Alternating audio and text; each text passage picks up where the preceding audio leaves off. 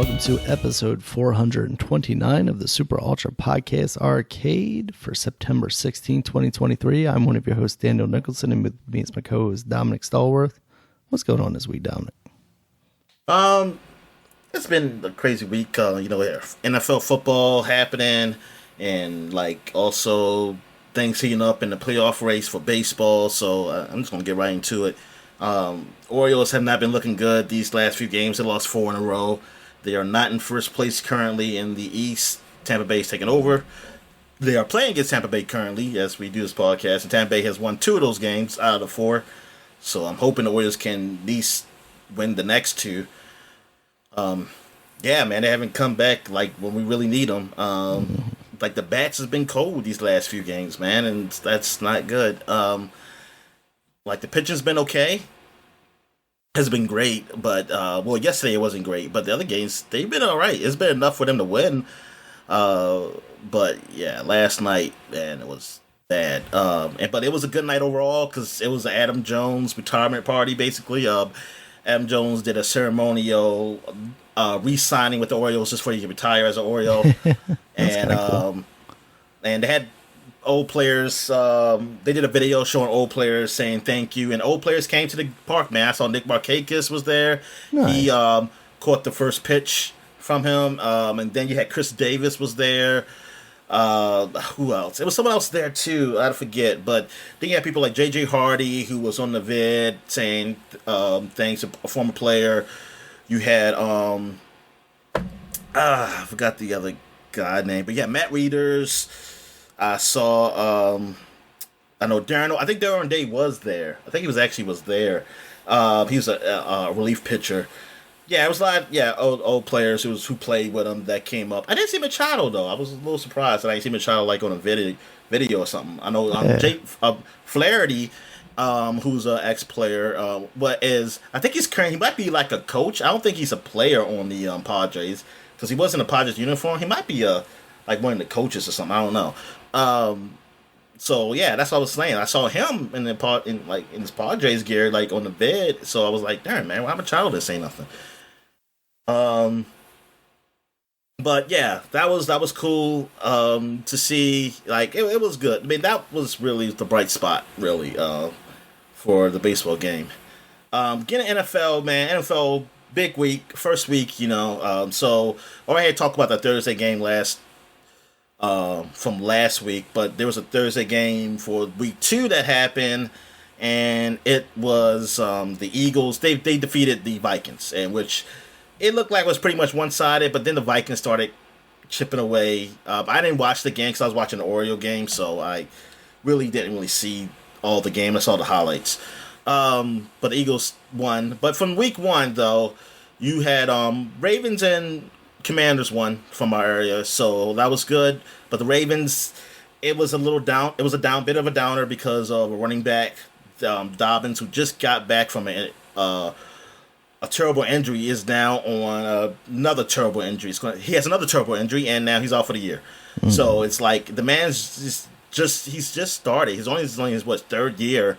So the only good, like someone said, the only good thing is that he's young. So it's not like it can't be over, but he still has a chance to prove himself. But it just sucks that he has to start over again. He's not going to get, this is a chance for him probably to get a bigger contract, after this year. But now he has to start over again, and yeah, that's unfortunate. The Commanders, it was big because they had a lot of old players come out too because celebrating their rejuvenation of the franchise. A new new owner and everything. They even had RG3 there, and yeah, I was a little surprised to see RG3 honestly. But I mean, I liked the 1 year he was there. Yeah, and it just became like that since that injury, man. This has been the same.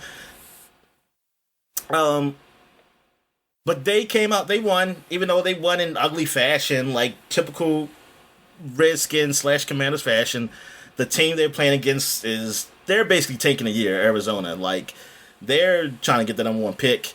But Arizona had the lead. Then Washington came back and won. Eventually, I forgot what the final score was. because I was watching Red Zone, and then for some reason I didn't really feel that well, so I kind of fell asleep. I saw some of the second games, but I didn't see the end of the first games, but I saw the highlights, and I saw that Washington did win, but like in not great fashion, but hey, a win is a win. At least we got the first, the first game of the new regime we won, so it's like, hey, that's good. At least it was a downer. But other big news, like in the Monday night game, Aaron Rodgers, who only did like 3 snaps, got injured, and he's out for the year. He just started for the Jets. There's one extra snap. Yeah, it was horrible. I went in the game late because I was just looking and I saw that he wasn't playing. I was like, what happened? And then I looked it up. I said, I can't believe it. This dude literally just started. It was all big. He ran out with the American flag during the start again, because this is the game. It was a 9/11 celebration. I mean, not celebration, but commemorating 9/11. Yeah, and yes, it was all nice. And then for that to happen, it's like the Jets season is just over, man. The memes were funny though. All the memes were funny about it.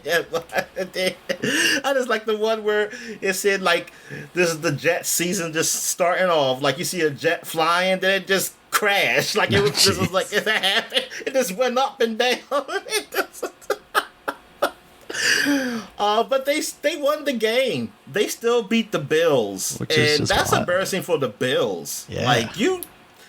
Like, the Jets are a good team, though, because they proved that they were a decent team last year. They were a good overall team. They had players. They just needed a quarterback. But still, you're the Bills. You're favored. Like, you're basically favored to win the division. Like, now Aaron Rodgers is gone, you're definitely favored to win the division. And you didn't even take advantage of that. Like, you couldn't even take advantage. Like, he got hurt at the beginning of the game. It wasn't like, oh, they were playing good, and then he got hurt, and it held on. No. They beat y'all. And, yeah, I don't know what to say about the Bills. But I don't take this away as the Jets, like, hey, they got a chance. I mean, they got a chance to sneak in. I mean, look, because of how their team is built, there's a chance for them to just sneak in the playoffs. I mean, things can happen in football. But no further than that, though. Like, because like I said, they need that quarterback. Unless Zach Wilson comes and just does really great. Like, he just plays his butt off. I mean, this is his second year. He didn't do good his first year. Maybe he'll just come out and be the quarterback that they wanted or something. Yeah, I don't see it happen. So I feel like, yeah, they got that win. They can at least brag about that. Even though it's probably like a bittersweet moment, really, because I think Jets fans know better than anybody. Like, oh man, this is like, they're like, this is happening to us again. This is like, we never can win. Like, they haven't done anything since they were what we call it? What's the quarterback name for the Jets? The guy that beat Unitas. Damn. What the fuck is his name? He's like one of the most famous quarterbacks, even though he wasn't really that great. But it's because how he was flashy against Unitas. Jets Super Bowl quarterback. Gracious, I'm gonna piss off. Yeah, Joe Namath. Good God. Oh, yeah. Geez. You shut up, Daniel. You ain't freaking help me. I had no idea who you're talking about, but as soon as you said his name, I got it. Joe Namath, yeah. I mean, they won. That's the only Super Bowl they ever won, and that was like freaking 50 years ago or something like that, man. So it's like they haven't done anything. They haven't done anything since then. So they're just hoping for something, and they had it. They had freaking Aaron Rodgers. And, yeah. Man, I guess the football god said no. No. You still never had anything. And still, in Green Bay, even though they did beat the Bears, again, even without, now they got the new quarterback, and they still own the Bears. So that's like, Bears fans just like, well, we're just going to be fucked all the time against Green Bay. But they got screwed over by that injury, too, because they were going to get the Jets' first-round pick if Aaron Rodgers played, like he had to play a certain amount of games or snaps. Wow. wow. And because he got hurt early, they only could get their second round pick. So some people were saying, well, those people being just me, were saying that I think Aaron Rodgers got hurt on purpose just to fuck him over again. He just hates the Packers now. It's like, I don't think he hates Packers. All right. So, yeah, the first week of football, I mean, it was cool. It was watching. The best game, though, was the Miami Dolphins versus the Chargers game. That was exciting. Miami came back and won, but it was like offensive. It's a big offensive game, and it was fun to watch. Me seeing that. That was like the second games on Sunday. So I really enjoyed that. One of the worst games were, or probably the worst game. If you're a Giants, if you're a Dallas fan, it's not. It was a great game. The Giants getting blown out by Dallas, shut out like 40-something to zip. Like, the Giants just got shut down. And like I said, I always thought that Daniel Jones, like, for him to get paid that money, man, I was always thought it was a little weird. And I was like, man, I don't think he's that good a quarterback to be paid that, but maybe they see something that nobody else ever in media or anywhere saw. Because even Giants fans, I don't think they even thought like, okay, like, we're gonna pay this man money, okay. Well, he didn't look good this game. I mean, they didn't even score. Like, that was ridiculous for them to not even score. And I'm used to NFL doing that, like, a team dominates the first half. I was like, uh-oh. Yeah, they always do that, but then the other team always seems to want to come back and make it a game. There's one that the NFL has it in the script, like, nah, we gotta make it so people can stay in their seats. But nah, I mean, not this game. The Dallas just said, like, fuck them, and Giants was just effing themselves over too at the same time. Yeah, so that's it for the first week. This week coming up, I know the Commanders are playing a team that I did not remember. I had just looked it up earlier too. It's winnable. I know it's winnable, but Broncos. Hey, yeah, the Broncos. That's right. Yeah, the Broncos with Russell Wilson, who they lost their first game. With the new coach who used to coach the Saints is coaching them now, but they still didn't look great. Even though Russell Wilson didn't play horrible like he did games last year. Mm-hmm. Their defense is what kept them in it, though. But the Raiders still won. They beat them. So the Raiders still own them. So they were just bragging like crazy over the Broncos fans. And, yeah, hopefully we'll still beat them. I'm hoping we beat them too, man. Because, yeah, I would love it. I would love to beat the Broncos. Yeah, I don't know who the Ravens are playing the Bengals. Yeah, that's a big game because Bengals are coming off the loss, and they look bad against Cleveland. Cleveland got the bragging rights, man. So, because I think somebody even on Cincinnati was saying like they're the team of Ohio or something like that, and unfortunately that didn't work out for them. And so now Ravens are going against a team that they're hungry. They don't want to start out 0-2, even though I think last year they did, and but they came back and still won. So Ravens. Yeah, and then Lamar Jackson didn't look great that first game, so, he just got that big contract, so. And that's the same for Joe Burrow for Cincinnati. He got a huge contract.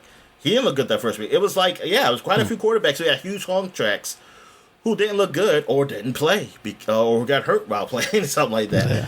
So, yeah, that was a crazy first week. So, yeah, so that's it. So, any WWE news? I guess the biggest thing. Or what's AEW. The other one called?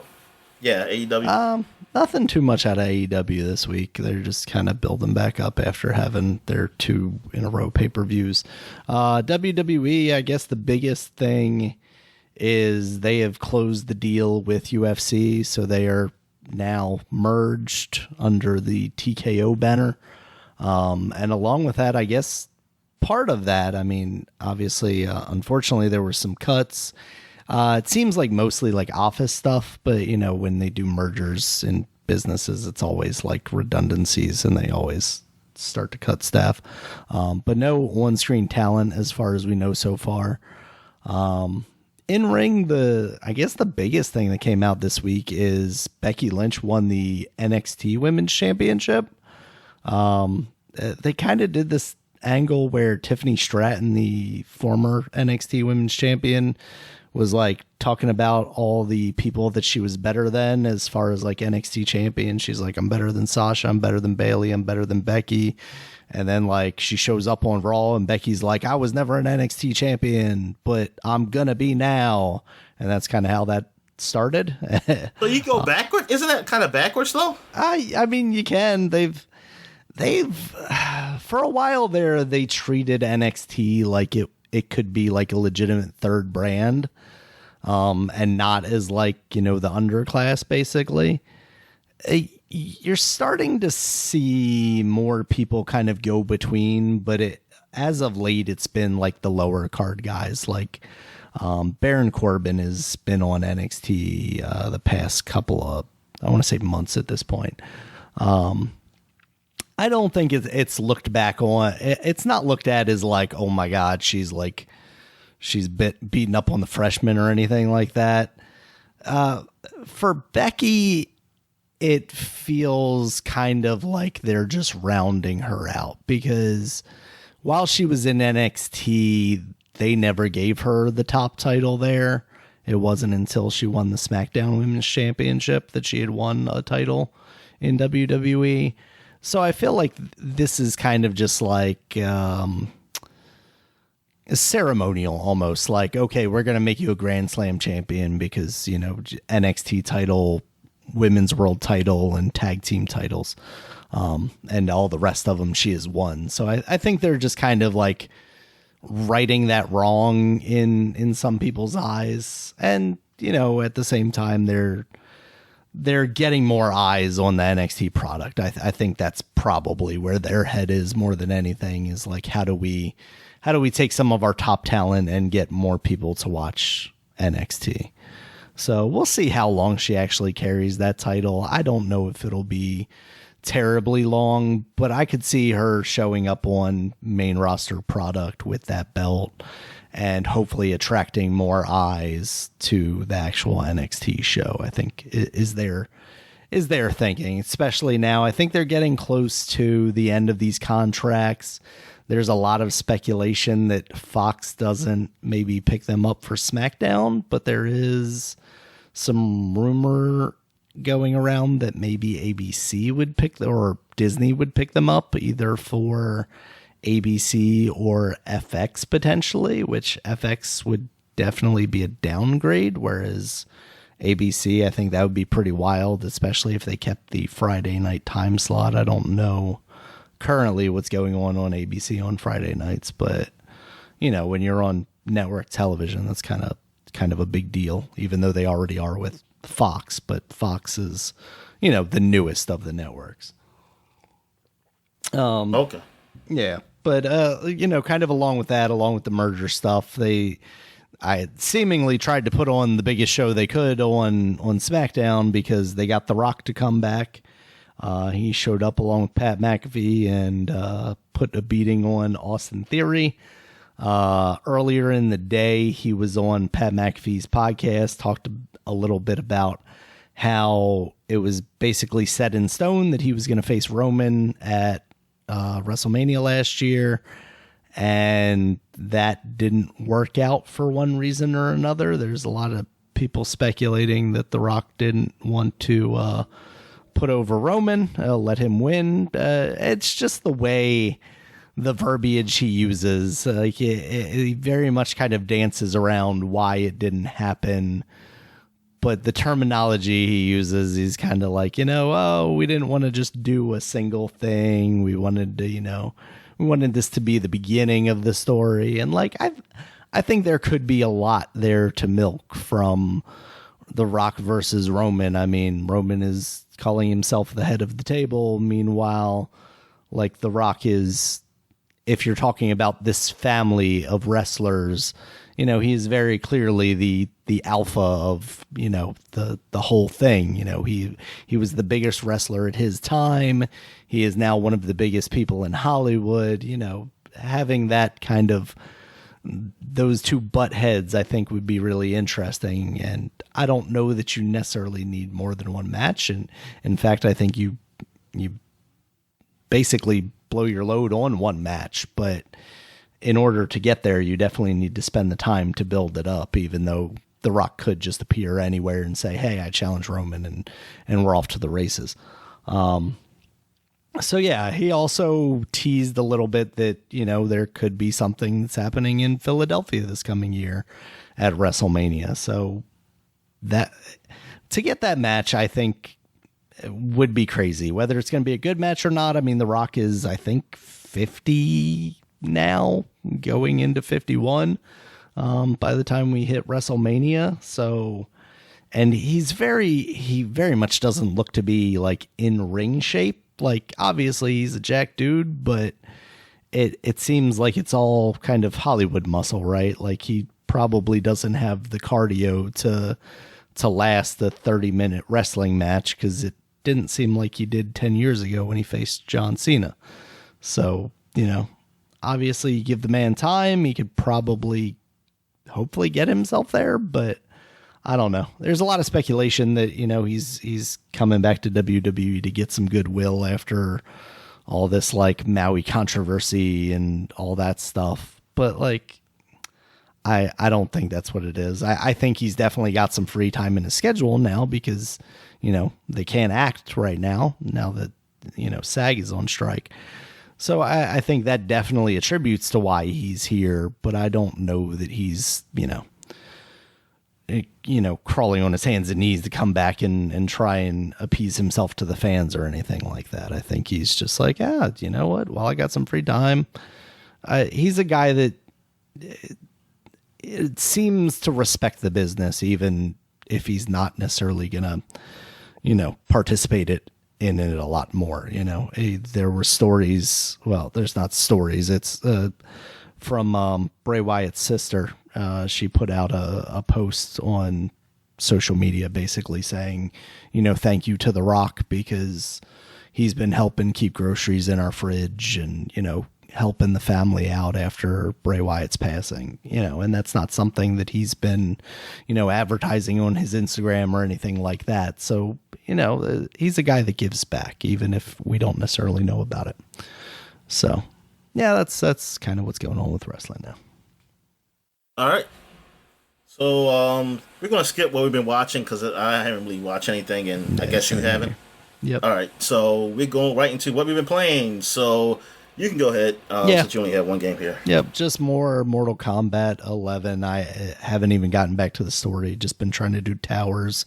But I did get to the frustrating part of the towers where I'm still doing the character specific stuff for Scarlet, and now I'm in a tower where I have to there are two qualifications that I need to meet, and one of them is there are two different things that I don't typically do in the matches. The one is where you do the X-ray style move, but as just a counter move. I can't remember what they're called. And then the other one, I don't even know what it is. And it's oh man, it's getting to the point where you're making me kind of grind out these moves or fight. I guess there's an aspect of okay, they want me to explore these different ways of fighting and maybe get me more familiar with the game.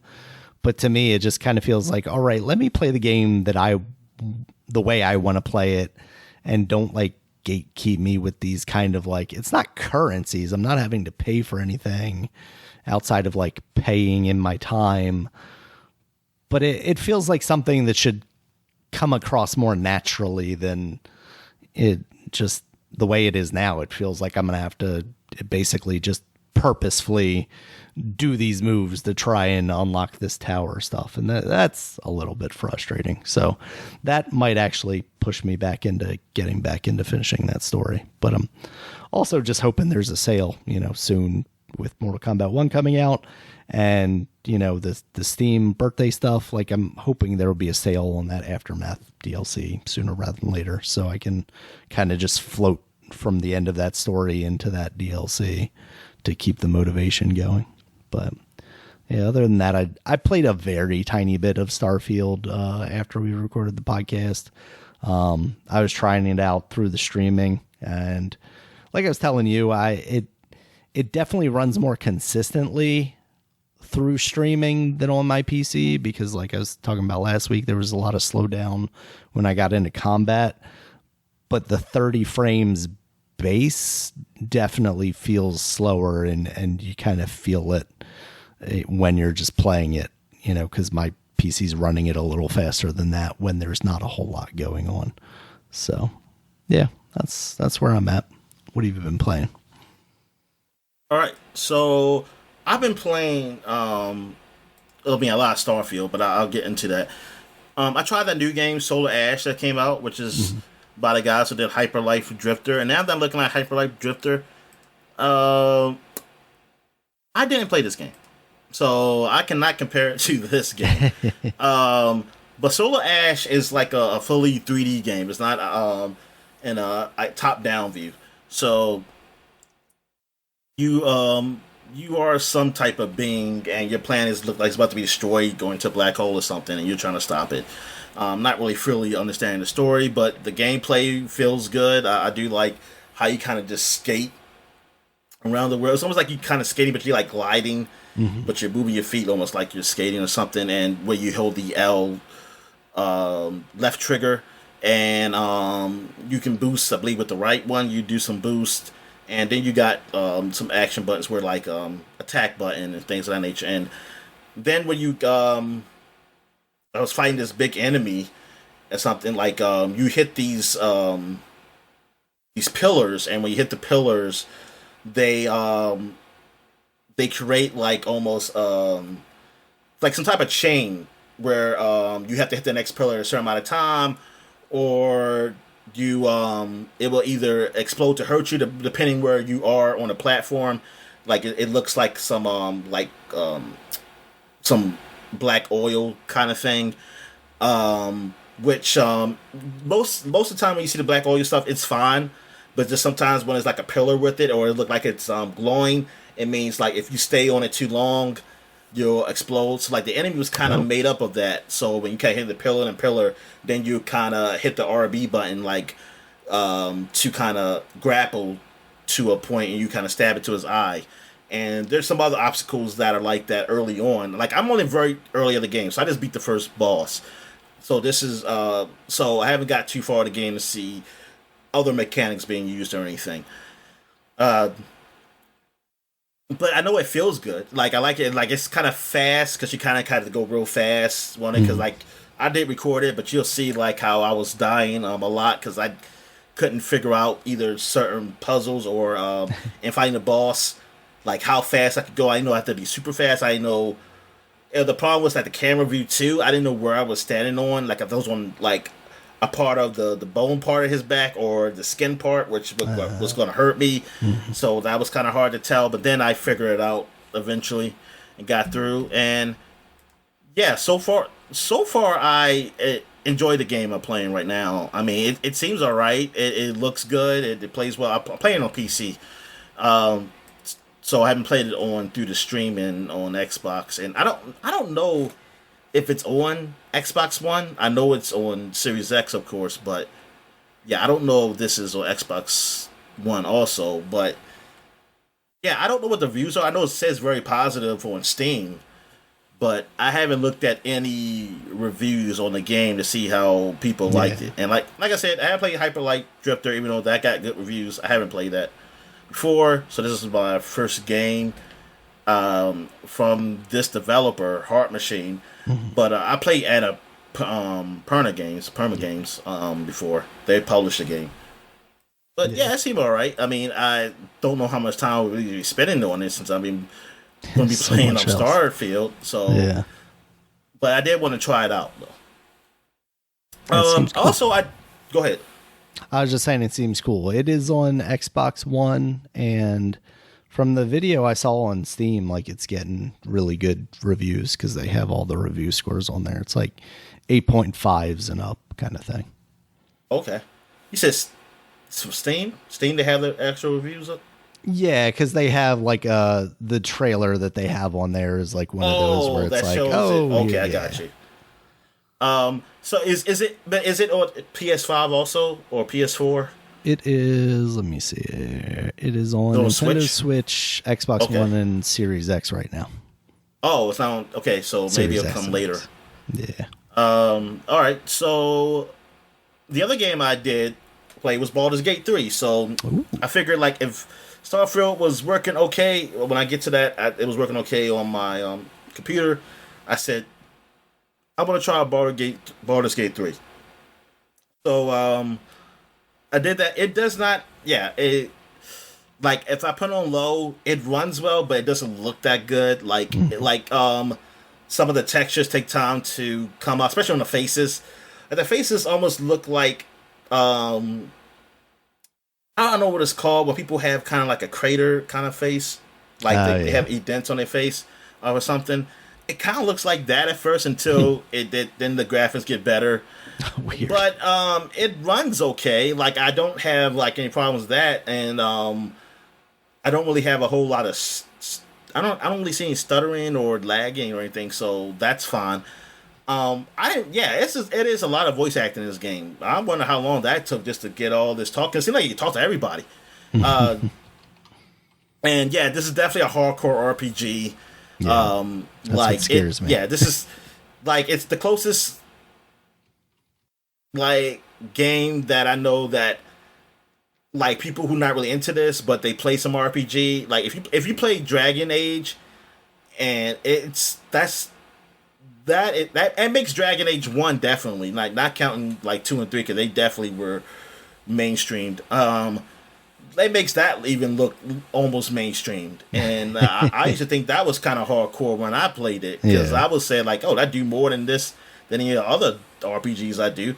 But this really like it's kind of on the lines of the games like the Divinity Original Sin, like I played. But it's better. I mean, because like I said, it's voice acting throughout, and you can change the camera. I mean, you can change the camera in Divinity Original Sin too, and I think even in the enhanced version, it's even better. But this is like a full 3D world. I mean, so if you get close enough, it looks like a full 3D world. And the characters talking, the animations they make and stuff, and the choices you can make, is great. Thing is, this ain't simple. Like, okay, I'm gonna choose this, and this will happen. Like, this is a good choice. Sometimes, because it's not only you make the choice, you get a dice roll. Like, because it's like a D&D game. So it's like, oh, well, this, like, you say you want to do something. I want to fix this. They do a dice roll. If you can able to do it. If you don't get a good dice roll, it'll be like, oh, you failed at fixing this thing or healing this person. Or, oh, you failed to convince this person to do this. Or you can fail to convince them to not fight, and then you have to fight them. Or whatever. Like, yeah, it's a lot of choices. Most of the choices are based on dice rolls. So you have to either level up in certain aspects of your character where you can get a better chance of winning those dice rolls. And depending on the character, sometimes it's easier to win a dice roll because of what you are, Right. or your persuasion or whatever. Luckily, I have cheats, so my dice rolls are always good, and they always seem to work. I mean, at first I was doing it when I just kept losing, and then I said, you know what, it's got to be a cheat for me just to win dice rolls, and I saw it's like, okay, I want to turn on sometimes, like, because some things I just wanted to win. But yeah, so it's really deep in that. So it's like, wow, this is like a big game of chance. So I know it's probably a lot of what's it called, spamming or whatever. Like like save scumming. Yeah, save skill. Yeah, like you just make it to like you about to talk to somebody. You better just save. You better just save just in case you don't like the choice you make. Yeah. Or the choice the dice makes for you, whatever. But yeah, it is very deep. I didn't really get far at all in this game, even though I put probably hours into it, just because there's so much there.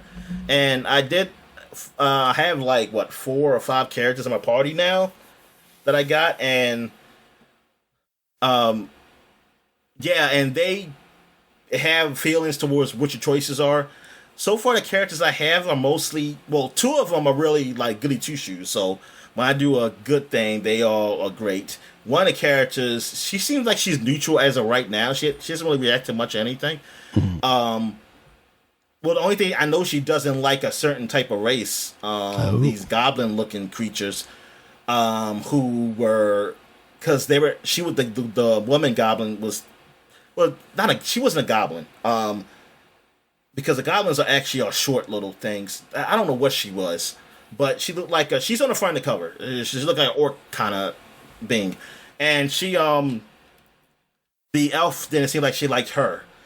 I chose to be I'm a warlock, but I'm also, my race is like some kind of devil looking race. So I forgot what they were called, but they're a certain race. They're not really evil or nothing. They just have the look of it because of something in the past, but they act normal because I met other ones and they seem just like normal people or something like that. The way they talk and do anything. And so to tell you the truth, I was disappointed because I wanted to be something more. I wanted to be like, yes, I'm a devil spawn or something like that. Say, fear me. But no, they don't. No, that's all. But yeah, but man, it seemed like a good game, man. Like, it seemed like it's a fun game. And that's like, the hardcoreness of it is kind of a turn off for me. But because of the story element, it's so deep. And story is always the first thing for me in these games. And it's voice acting, so I don't have to do a whole lot of reading. Thank God. Like, I had to do, so far, I really had to do no reading except for just, picking up books like you do in all RPGs. So I'm like, wow, that's, yeah, I like this. Because I guess they got the budget for this game compared to, I guess they got the money for whatever they got from the original Sin 1 and 2. They got to do this game. And yeah. It's awesome. It's funny because the original Sin 1 I know was a Kickstarter game. I don't know if 2 was, and I definitely don't think Baldur's Gate 3 was. Nah, I don't think. Yeah. So, all right. So Starfield. So I've been playing a shitload of this, and so now I tried it on PC. Because I got my hard drive, and my 1 terabyte like SD drive. I forgot what kind of speed it is, but I think it's one of the top speeds. And I put it up there, and so it started bad at first. So I was like, it's better than what it was on my regular hard drive though. But then after I reloaded and went back in, it started looking better, and now it looks all right. Like, it's not great, but it runs faster than what it does than the Xbox Series X. It's just not as consistent as that one. That was like totally consistent. Right. But it's good enough for me to play, and I have fun playing it. So, and me, just using the cheats I want to use. That's the important thing, people. That's what's important. So yeah, I've kind of been off the main story path. I did some of it, but then I got to planets and I started wanting to do other things. And I'm just mad, like, so far the characters I've gotten are kind of good guys. So when I do something bad, they don't like it. Like, I haven't done anything serious bad. I just tried something bad just to see what they'll react. And they say they don't like it. I said, oh man, because some things I was thinking, like, I really wanted to start it like rating people's ships, just for the hell of it. but I don't want to have these guys being all disapproving of me, or they judging me. So I've been trying to find those other characters that seem kind of shady. So I just hire anybody who I usually meet and just say, yeah, you can come on my ship. Because they don't only come on the ship, they can just say they're part of your crew, because you can't fit but so many people on the ship. But you can just change them in and out, like who you want on the ship. And I think right now I did find a gang member. Like, she was part of this gang, and this woman, and maybe she'll be okay with me doing some shady shit. So I'm like, okay, when I want to start doing shady shit, I'm going to have her come with me. Because right now I'm kind of being a marshal. So I got this guy who used to be a former marshal with me, and who has a daughter. He's one of the main character people. And he has a daughter that comes on the ship too. She's cute and fun. And he's a cool guy, but just that I know when I want to probably do some shady shit on this neon planet, which I made my character from this area. I used to be a street rat, just like a Latin. But I didn't have a pet monkey. Or maybe I did have a pet monkey when I was younger. He died though. So because I'm on neon now, and there's a lot of things to do, like some gang thing I wanted to try out. So I'm gonna see where it goes. So I did. Yeah, I think I dismissed them just to go by myself, and that's it. To try stuff.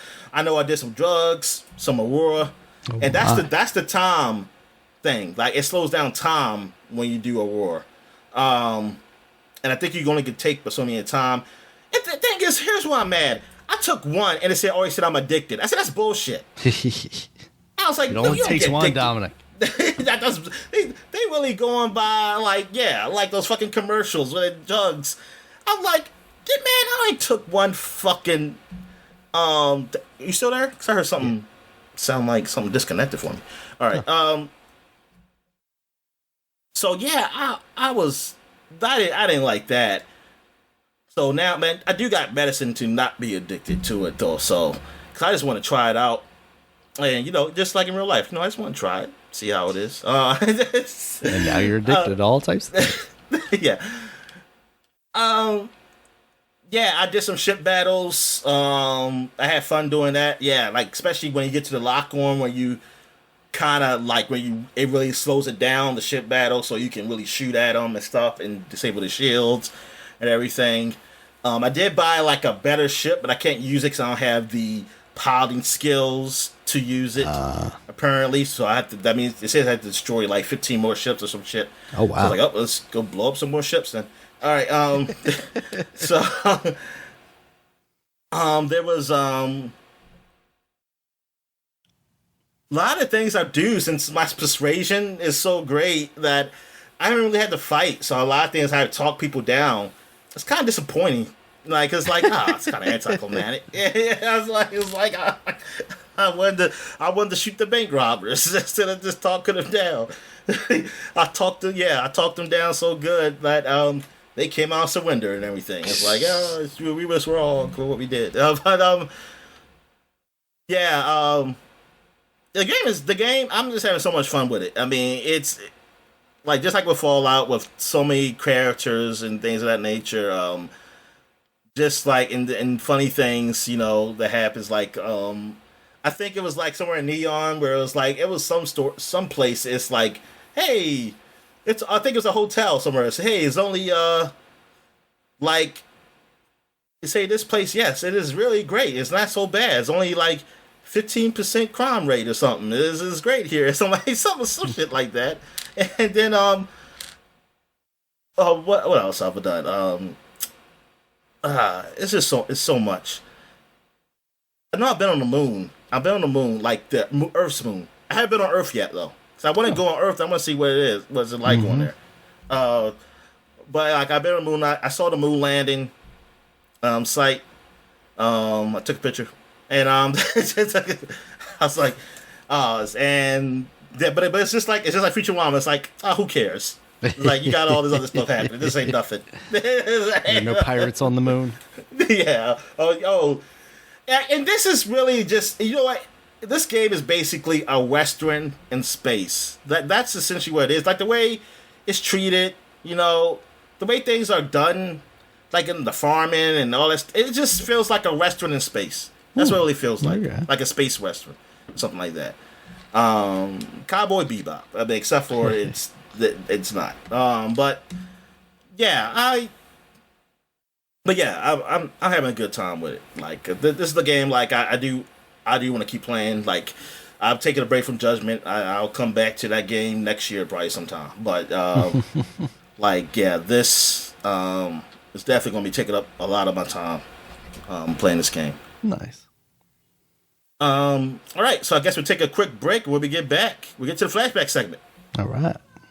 And we're back. And now we're flashback into 2013, 10 years ago. And we're starting off with Baldur the Viking on the Windows platform. So what is this game, Daniel? It's basically a side-scrolling action game that harkens back to like the Super Nintendo games. It was brought out by Adult Swim Games. And just like title says, you play as a Viking guy and you're killing things. So it's pretty cool. It's worth checking out. Come on, I mean, it's got to give me more. You got to give me more than that for me to say it's a 10-year, like it's a 10th year anniversary for it. Yeah, I mean, it's special, Dominic. It's definitely worth playing. I mean, it's definitely just kind of simple. It harkens back to those old days. It's relatively difficult, the same way those old style games are. But I mean, there's not much depth to it outside of that. It's just a really cool game that I like. Okay. All right. So what else we got? We got the wonderful 1-on-1 that came on the Wii U. So I mean, it was touted as like one of those big releases to come on the Wii U. Yeah. Like it was a Platinum Games game, but I really knew nothing about this game. I never played it.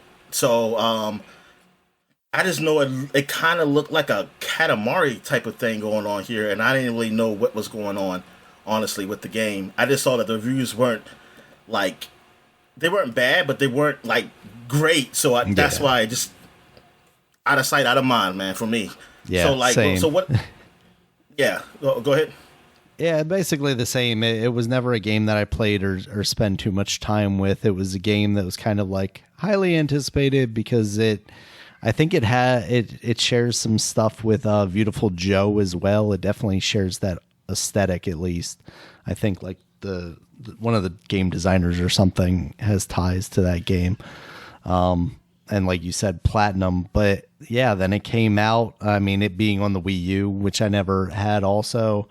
It was just one of those things that kind of fell by the wayside. But, it did make a return. I think it's come out now on the Switch, right? Or it was coming out? Yeah, it came out on the Switch. Yeah. But once again, it just kind of came and went because the reviews just weren't there to make me any more motivated to check it out this time.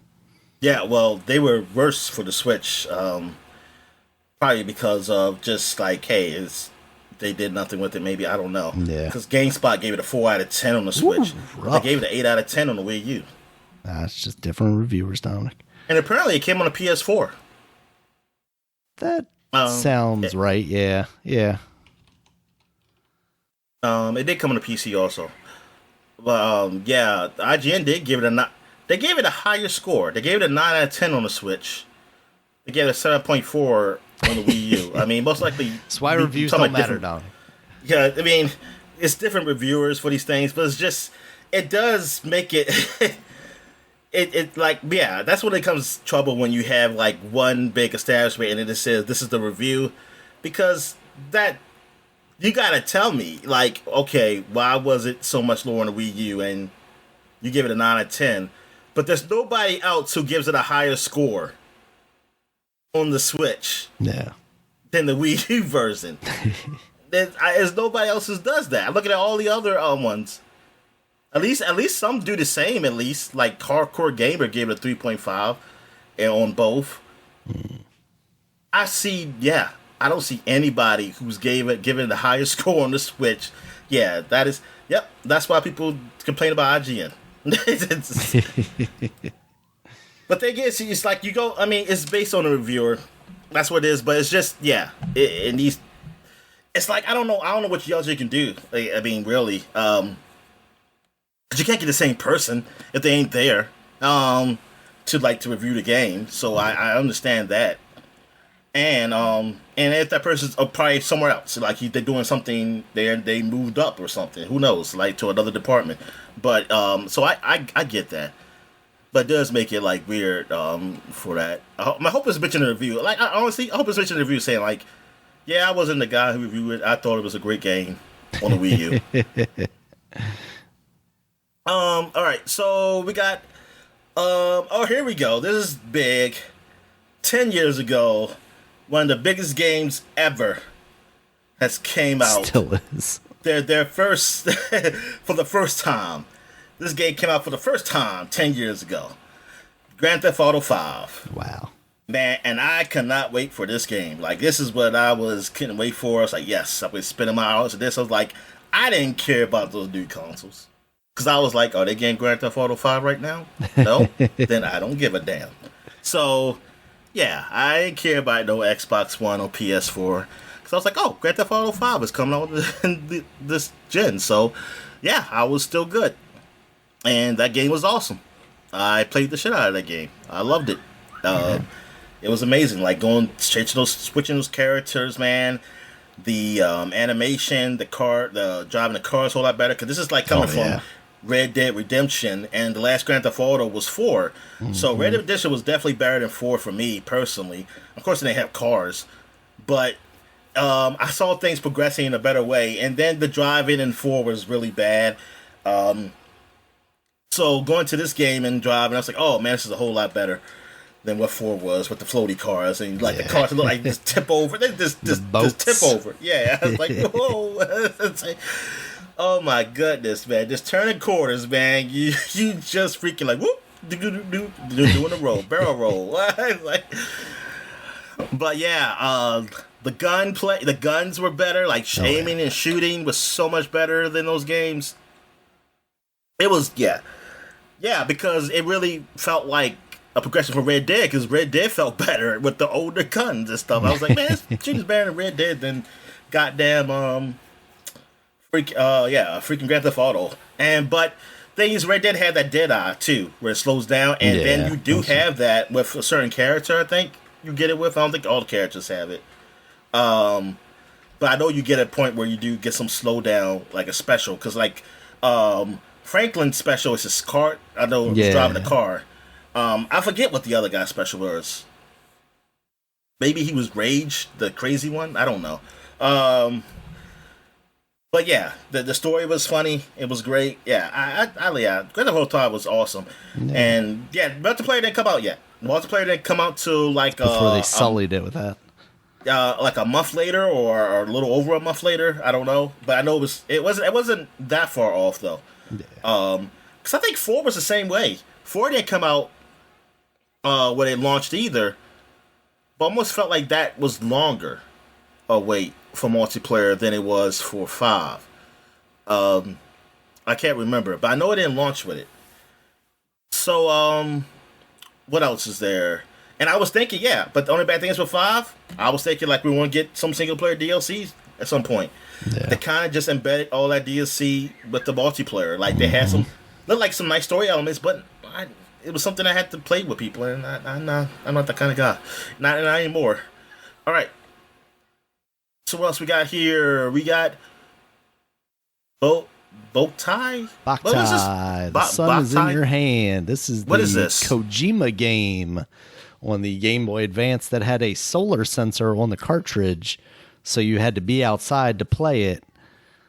Basically, it had a solar sensor on the cartridge. The more sun that you had, the more like firepower that you had for your little gun. It was kind of like a Zelda isometric view game, but you had a basically an energy pistol instead of like a sword or something.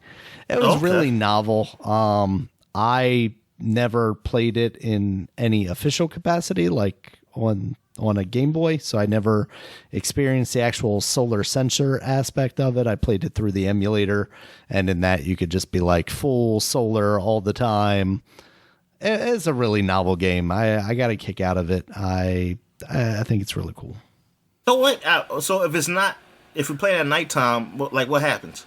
I basically don't have enough power to do anything in that game. As the real downside of that, I don't think they fully thought through, because you also have to consider that this is the time when like the SP is like about to come out. I don't think it's quite out yet. I think we saw on the covers, Nintendo Power last we talked about them, that it was coming soon. So you're sitting there playing a Game Boy Advance with an awful screen that has no backlight in the bright ass sun. So you can't actually see the game very well while you're playing this game. Yeah. It's just one of those, like, you've heard the story of like Kojima being like, I want to make a game where the disc destroys itself if you die. Like, it's kind of like that, where he's like, oh, right, they maybe gave him a little too much rain here, and maybe to the detriment of the game. Yeah, but because most of the reviews were good, except for Game Informer. Oh, wow. Game Informer gave it a 5 out of 10. Oh, wow. Everybody else had like 8s. Yeah. I mean, the Metacritic's 83. Definitely think it's up there, Sure, I guess that guy, he said, man, I play in Alaska, and I don't get that much sunlight all the time. Exactly. Damn it. All right. So another big game came out, but wasn't really good. But it was big because it was Dino Crisis 3, and it was exclusive to the Xbox. Yeah. So it was like Microsoft paid Capcom to say, "Hey, we want an exclusive game," and man, they gave them one. They pretty much shit the bed with it. But they gave him Dino Crisis 3, and I think that's racism, Daniel. I think they said, "Yep, here you go, American console. You got your exclusive right here." But nah, man, this is disappointing though, because I mean, Dino Crisis was a series that people did like. Like the guys from Resident Evil, and they did something, and it was a little different. Like, well, the first one was really similar to Resident Evil. Then the second one was a little more action. Some people did like it. Some people liked the change. It was okay. They were okay with it. Mm-hmm. But this one just went. I think it definitely went action, but it went. I guess to some weird place that I lost. And when I saw the reviews, I kind of just lost interest to even look at much of the game. Yeah. But it says the common criticism was the camera system. One guy said the worst camera ever on IGN. The problem was due to the high speeds that the player can frequently travel at. As with the first two Dino Crisis titles and the early elements of the Resident Evil series, rooms in Dino Crisis 3 are separated into separate invisible zones where the camera is set to change once the boundary is crossed. Because of the fast-moving jetpack, players will travel between those boundaries rapidly with multiple camera changes. Oh, God. So it wasn't like it was a fixed camera. And you still use like fast-moving but a fixed camera. That's horrible. Time to remake Dino Crisis 3, Dominic. They said some of the puzzles weren't good. The puzzles method was to Jigsaw. Voice acting was thought to be reasonable quality. Okay, I mean reasonable would be that they speak English and you can understand them. I guess that's reasonable. But yeah, man, it was a disappointment. Yeah, this is definitely and futuristic too. I wasn't really big on the setting. That's really one of my biggest things was that like futuristic and you're on like this space station, so it's kind of like an alien kind of thing. You know, just like I don't want that. I want Jurassic Park, man. What just the fuck want to kill dinosaurs. Yeah. All right. So what else we got here? We got Simpsons Hit and Run, man. This was big. Yeah. Even though I had the previous one, Road Rage, but this was the better version, and this was like, oh, this is the real Grand Theft Auto. That was Crazy Taxi, and this is like Grand Theft Auto. You can get out your car and do things.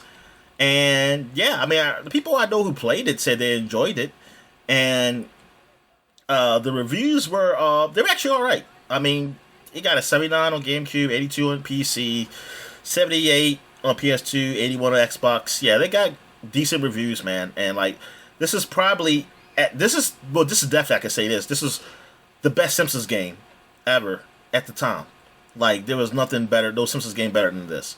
And then this is probably far better than any other game because every other game probably sucked. And the Crazy Taxi one was actually pretty good. It was okay.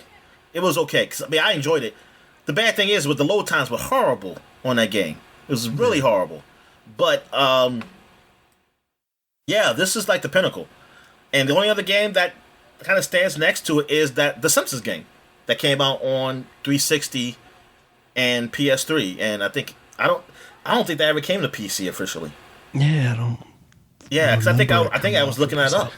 You probably have to pay on the emulator, but yeah, that Simpsons game was fun, and that was multiplayer. I don't know if this was multiplayer. I don't think so. I think it was like Grand Theft Auto being one player. But don't call, no, you can call me on it. I don't care. Well, what you gonna do? But anyway,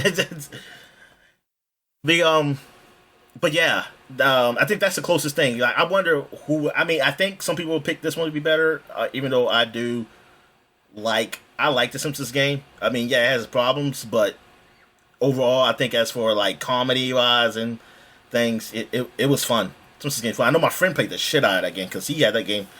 Like, he had that game for years when he was in college when I let him borrow it. But yeah.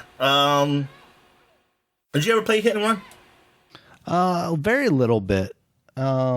Because I tried playing that on my PC, and at the time I don't think my PC could quite handle it. So I never. Well, your PC can handle it now, Daniel. So go back to it. The game can't handle my PC now, Dominic. Yeah, that's kind of. I remember being excited to explore, but I never really got too much time to spend with it because it just didn't work very well. All right. So what else we got here? We got Star Wars Jedi Knight Jedi Academy, man. Yeah. So this is the Jedi Knight series. I was always jealous, like I could never play these games because they didn't come on anything except for the Xbox, and I like say, man, I didn't get a PlayStation version of this or anything.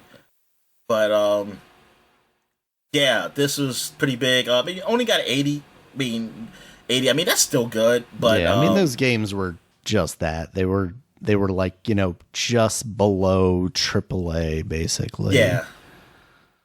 But they were awesome because you could go into like the console commands because they were basically run on, Quake Engine or whatever. And you could turn on like dismemberment and stuff like that and have like an actual Star Wars experience where you're cutting off people's limbs and whatnot. And Raven made this. Yeah. The Jedi Outcast 2 was the first one of those type of games I actually played though.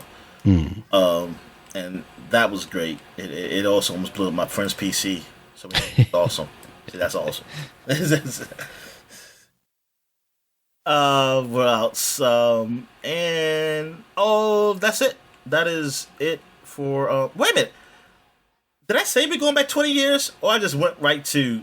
I don't think I said that. I think I went from Grand Theft Auto just straight to 2003. All the games I said starting from Bowtie is were 2003. Yeah. So we're 20 years ago. All right. So we got one more huge thing. Steam has officially launched 20 years ago. That's crazy. And yeah, I didn't hear about Steam until probably 5 years after this. After 2000. No, well, 2003. No, probably 2 or 3 years. For me, it was the next year because that's when Half-Life 2 came out. And even with the disc, you had to install Steam to play Half-Life 2. Thing is, I probably heard Steam or read it because I wouldn't saw it or anything. Yeah. So I probably read it and just didn't know what it was. It's like, oh, get on Steam. I said, oh, I always thought things like, when I probably saw Steam, I probably just thought of GameSpy for some reason. But like I knew GameSpy was a thing. But yeah, then I think I read it like, oh, Steam's where you can buy games and stuff like that. And yeah, I think with Half-Life and stuff, I think when the orange box start coming, and then I start really looking into Steam, and I was like, oh, it's just a store. I didn't know what I thought it was something like you get games and you just have them, like you buy you go to the store, and I didn't really understand it. I didn't really understand what the fuck that shit was, honestly. I didn't really understand what the hell it was. But yeah, Steam launched 20 years ago. I mean, it's the biggest marketplace for PC gaming. I mean, this is way below because hell, people just hate Epic, and they even just which is hilarious because when this came out, everybody hated this. People were very upset, especially like when Half-Life 2 came out and they required you to install it. Everybody was freaking out about it. Yeah, that's amazing. It's amazing how just that's what Epic's hoping for. They're like, oh, we'll just stick it out, and eventually everybody will like us too. Well, whatever. They like, man, we got Fortnite, so it's like, what the fuck? And I guess like with Valve, like we got Half-Life, so yeah, what you going to do? Yeah, I mean, yeah, now at the point where like, yeah, this is the huge thing. I mean, you talking about all the things that Steam has done, with like, I remember that was a big thing with it was something before the cards. What was before the cards that Steam did, where people used to, like, was it something in the marketplace you could sell stuff or something? Like, you could sell, I remember some kind of, like you could get items, like, there's those, like, ear pods for Team Fortress 2, like, cosmetics and stuff that, if you've still got a pair of those that are unused or something, you can sell for, like, hundreds of dollars or something ridiculous. And then I remember the cards, that was a big thing when it first came out. I don't know what it is now. I don't know if people still do stuff with it. It's just not really talked about. Yeah, because I remember selling them. It's like, all right, I'm going to make 5 cents off of this card because I don't need this. Yeah, it's just amazing that it was actually a market that somebody bought him though for 5 cents. Yep. Man, I mean, like on the high end, you would get like $1 for some of them if they were like more rare ones. It was crazy. But yeah. I mean, we all know what Steam is now. Like, it's just that it's 20 years old, and you said they have some type of sale going on. Like, Yeah, they've got some sales going on. They got sales on the Steam Deck. They also have commemorative wallpapers and avatar icons and stuff like that going on. Oh, okay. Yep, 20 year. Yeah, look at that. The 20th anniversary. Yeah. Go Steam. Look at that. You get Avengers for $3.99. That game's going to be around for another 3.99 months. All right. So, we'll talk about that later. Doing new releases. All right. And so that's it for 2003, and that's it for the Flashback segment. I didn't really have anything for 30 years ago. So we'll take a quick break when we get back and get to the gaming news. All right. And we're back. So let's get to the gaming news. What we got, man? All right, Dominic.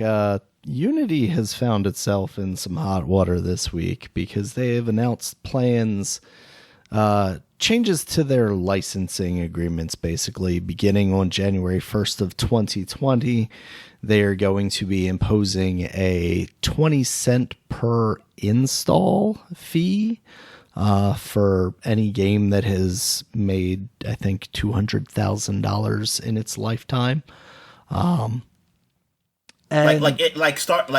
Starting now. Like, can it go back and do that? So it's not going to be like, okay, this game that has been, it's not going to say, okay, this game was installed in 2018, this many times, but it is going to factor in for games that had previously released. So, for example, the developer of why am I blanking on the name? The cult game with the cat, the lamb, Cults of the Lamb.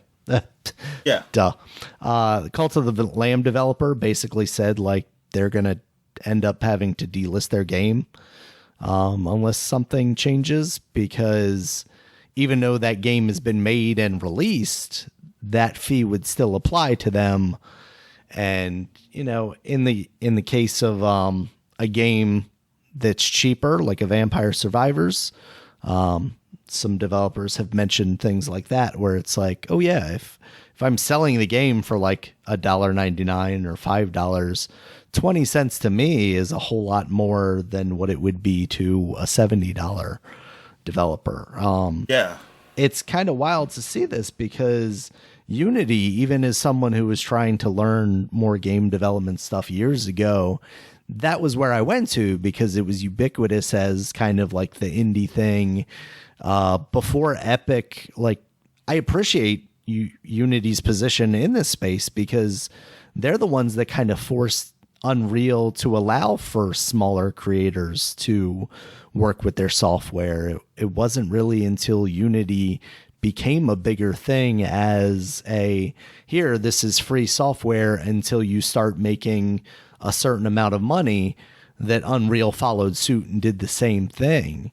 So now seeing Unity take this like very big step in the wrong direction, seemingly, it really is like, what are you guys doing here? I know a lot of people have basically said that this points to John Riccatella's, inability to actually run a business. He was the guy that was the head of EA when they started first implementing like loot boxes.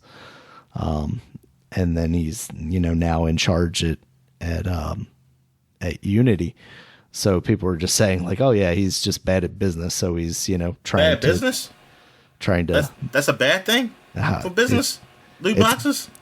Well, that's bad for us, but I don't know about that for business. I was about to say. That feels like that's proven itself out, which, kind of makes me wonder if this is going to prove itself out. But, moving from a more revenue share based economy, I don't know what Unity is looking like. I know I've seen some layoffs recently, and there has been a lot more talk about the use of Unreal, and because it is, for so long it was kind of the de facto engine, and then they actually opened it up to more people. Like, that is kind of a behemoth that it's hard to overcome.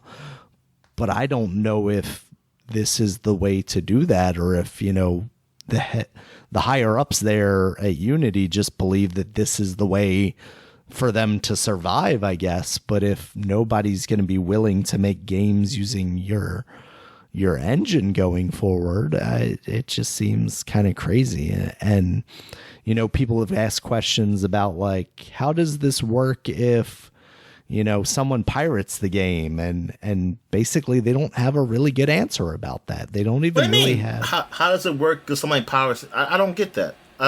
Because theoretically that game would still be calling back to a server if it's using the Unity runtime engine. So it could theoretically still ping Unity and say, hey, this game has been installed.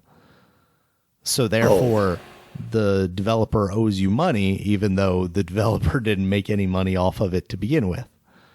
That's crazy. Yeah. There's also, you know, in like Game Pass, like, how does that count? And Unity basically was like, well, that's not the developer. In that case, that would be the system operator. So like Microsoft would then theoretically owe them every time that, you know, the software is installed on their computers or on a user's computer. So it's like Steam too. So what about Steam? Steam too? So no, because they don't offer like a subscription service. So it'd be like Game Pass. That's right. Game Pass or like PlayStation Plus. Okay. And what's another one? The Nintendo Switch Online. They don't have anything with that. Ubisoft has a subscription. EA technically has a subscription. Yeah. I don't know how many. I guess it's those. Yeah. Games those get, you know, fit in under the umbrella of. But yeah, I mean that's kind of the crazy. No, not Epic. Yeah, you say it's subscription. Never mind. So but to that point, right? Like, think about all those games that have been made free on the Epic Store, right? Like, if you have a Unity game that was made free on there, like, okay, then who's footing the bill? Are you able to figure out who got the game for free and then charge it to Epic, or are you charging it to the developer who theoretically made their money from the deal with Epic or whatever, but doesn't really have anything past that? Like, that's the thing about this, is like, not only does the payment model seem questionable, but the actual tracking of like how they're coming up with these numbers seems almost made up in a way that it only makes people angrier, because the numbers are going to be favorable to Unity, right? Like, if Unity is providing the numbers for how much you owe them, who's to say that their numbers are not going to be more favorable to themselves than otherwise, you know? So there's just like so much messiness going around this for what feels like just a company shooting itself in the foot. You just love to see it. You love to see chaos. It's absolutely chaos. So I mean, yeah, it's just like, why, man? Like, why do y'all gotta?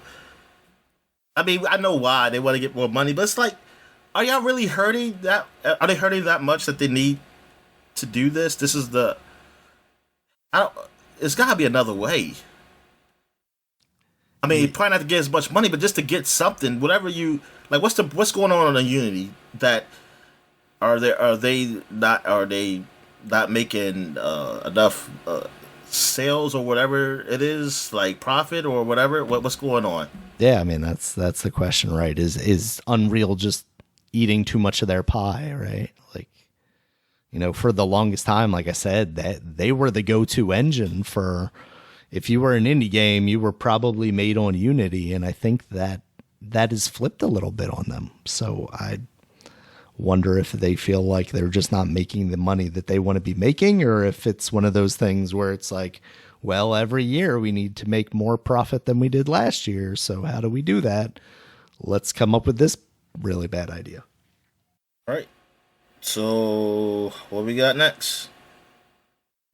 All right, Dominic. Next up, we're going to get into the Nintendo Direct. This was announced earlier this week and came upon us immediately. We talked last week about the rumors of what was going to be here and how there was a leaker saying that there was going to be a Nintendo Direct upcoming. Basically, everything they said proved out to be true.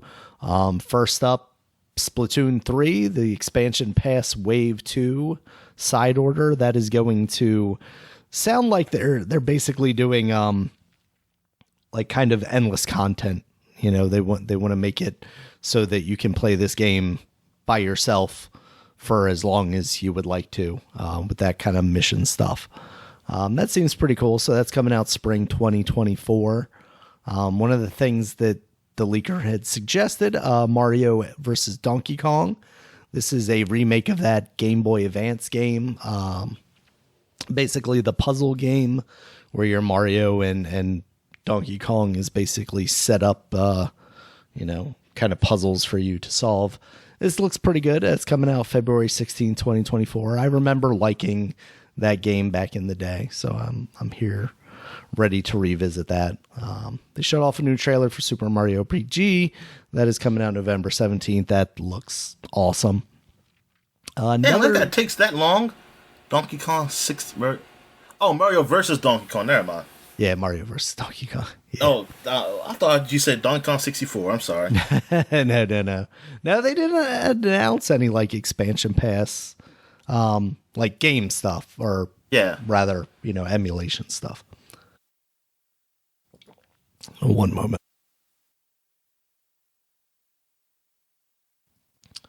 Just have like this itch at the back of my throat. All right. Scratch it. What's that? I said scratch it. All right. Next up, Dominic, was another Code recollection. This is going to be that DS game Trace Memory, as well as its Wii sequel that didn't come out in North America. Do you remember this game, Trace Memory? It was like Hotel Dusk. It was more of a not quite point and click. I mean, it was the DS, so it was like stylus and click kind of thing. And you were this girl, red shirt, white hair. Does that spark any memories for you? Dang, what's it called again? Trace Memory. Let me look that up. Yeah, look at the cover. I feel like that would jog your memory if you are familiar with it. I've seen the cover before, but no, I didn't. Did the people who did Hotel Dusk did this? I don't know if they... I know that the drawing looks like it, yeah. Yeah, I don't remember if it was them or if it just kind of came out at the same time and it was a similar thing. It looks like it was, yeah. Sing. Oh, okay. Yeah. And it was very similar kind of style thing to that. So I remember I might actually own that game. I remember thinking it was all right. So that's coming out January 19th next year. After that, we got the official title for the Princess Peach game. This is Princess Peach Showtime. That's coming out March 22nd, 2023. It's giving me like Kirby vibes because it's like Princess Peach can be anything. She can be a sword fighter. She can be a karate master. So basically, like, she goes to this like playhouse, theater style place, and the enemy is like taking over this theater, and she's like doing costume changes to try and get through different side scrolling levels. But like because of that like weird like different power aspect, it's definitely giving me Kirby vibes. It looks all right. I'm not blown away by it, but it looks like it could be fun. Okay. After that, they showed off Tomb Raider 1, 2, and 3 Remastered coming to the Switch on February 14th of next year. This is going to have updated visuals. I don't think they mentioned updated controls, but I feel like that has to be the case. But at the same time, they're doing the thing where it lets you switch between the new and the old visuals. So I don't know how much you can change gameplay-wise and still keep those old visuals unless you're doing like a full rebuilding of those old visuals, which kind of feels like a waste of time. Yeah. So I wonder what that ends up being. I really wish they would have just put out Legends, like that one and the other one that came out on the 360. I really like those Tomb Raider games a lot. I wish they would just re-release those. But this is the original 1, 2, and 3. Yep. Yeah. No Dark Angel or whatever, though. They're going to look like, and damn, they're going to be like some sharp-ass breasts, man. They do have, they do, yeah. They very much have angulars in the old style, but you can switch it to new visuals, too. And they look pretty good. Like, they look on par with, like, the Legends games.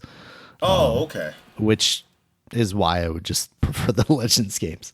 But still, how the controls are like the old games, right? That's what I'm worried about. They don't really explicitly talk about that. Like when you turn around, you gotta waddle like a penguin. Yes, the tank controls.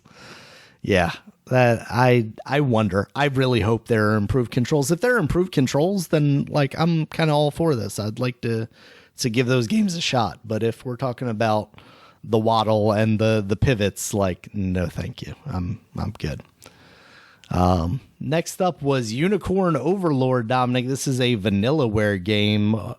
Do you remember the Vanillaware games? They're like the dragon crown people, the anime with exaggerated features, if you will. Oh, okay. People, yeah. This one is more of a tactics style game. That's coming out March 8th. It seems like some of those features are toned down a little bit in this game, so we'll see what kind of level of popularity that gets. Next up was Luigi's Mansion 2 HD. This is what they're calling the Dark of the Moon port for the Switch. That's coming out summer 2024. It's called Dark of the Moon, just like the Transformers? Not Dark of the Moon. Dark Moon. Right? Is that what it is? I think I always confuse those because I just throw them all together. They're all just stupid. They are kind of stupid. What is that? Yeah, Dark Moon. It's just Dark Moon. I always throw of the in there. Yeah, so that is just the 3DS one, Dark Moon.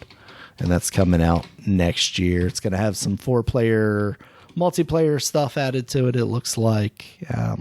Yeah, more Luigi's Mansion. After that, they showed off amiibos. There's a Sora one coming, Dominic. Do you want a Sora amiibo? No. Okay, then. You don't have to wait until 2024. F-Zero 99 is their new replacement for Tetris 99 because that is coming off the service. So what's F-Zero 99? So basically it is F-Zero, but with 99 multiplayer cars on the track. I played a very little bit of it this morning. There's some training they do before you actually can start playing against people. And they start off with like F-Zero 25 and F-Zero 50. So you get used to dealing with all the other cars on the track.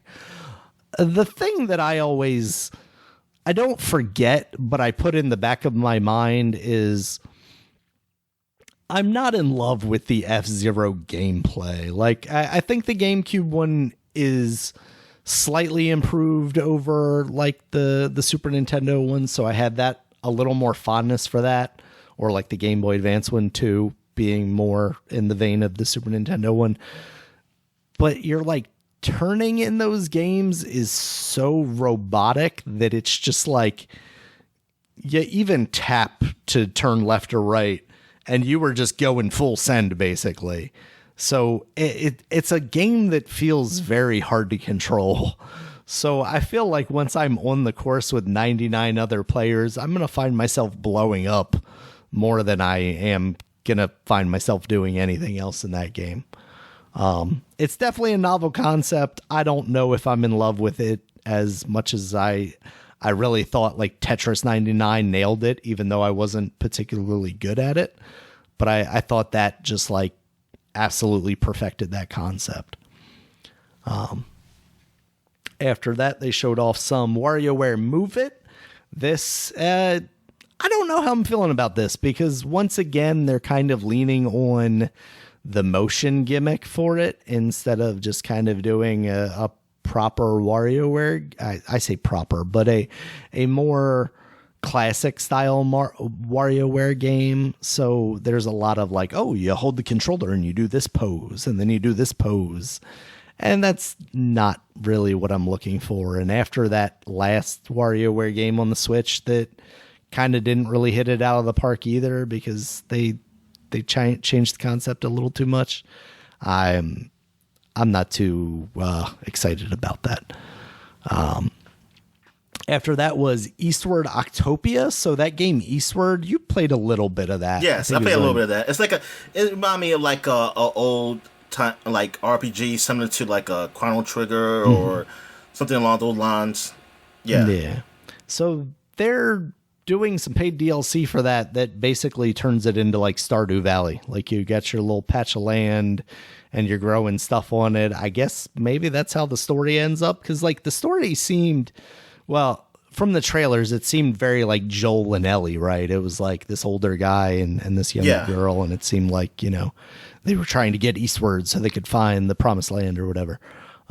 So maybe that's the idea behind this is like, oh, they found their, the place they could settle down and now they're growing crops. So it looks cute, but the main game looks more interesting to me than this aspect of it.